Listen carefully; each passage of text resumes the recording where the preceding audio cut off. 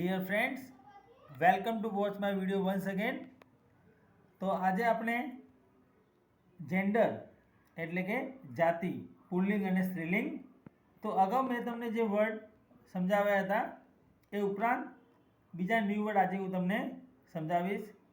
કયા વર્ડ મેસ્ક્યુલાઇન એટલે નર જાતિમાં વપરાય છે અને કયા વર્ડ ફેમિનાઇન એટલે કે નારી જાતિમાં વપરાય છે. And actually seriously, if you are sincere and hardworking regular student to understand the English sentences, and if you are looking for such faculty who can improve your English so that you can remember me.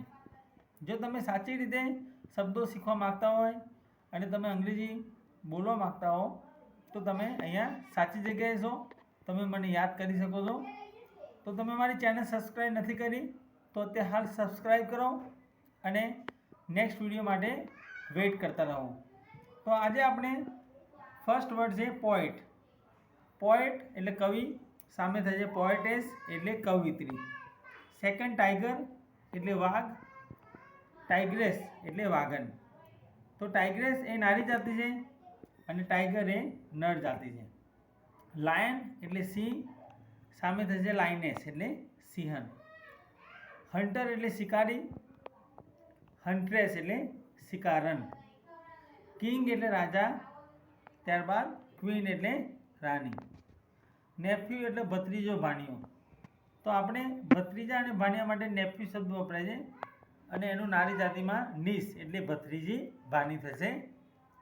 Manager વ્યવસ્થાપક પુરુષ, મેનેજરેસ. તો manager જે છે એ common word નથી, એ મેસ્ક્યુલાઇન એટલે કે પુરુષ જાતિ બતાવે છે, જ્યારે એની સ્ત્રીલિંગમાં મેનેજરેસ એટલે વ્યવસ્થાપક સ્ત્રી થાય છે. અંકલ એટલે આપણે જાણો છો કાકા, માસા, ફુવા બધા અંકલમાં આવે. સામે આંટ અથવા આંટી એટલે કે કાકી, માસી, ફોઈ. ગ્રેન્ડપા એટલે નાના.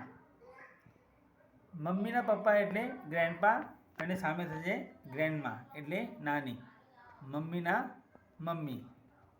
તો અહીંયા આપણે જે વર્ડ મેં તમને સમજાવ્યા મેસ્ક્યુલાઇન અને ફેમિનાઇન, તો બંને વર્ડ તમારે યાદ રાખવાના છે.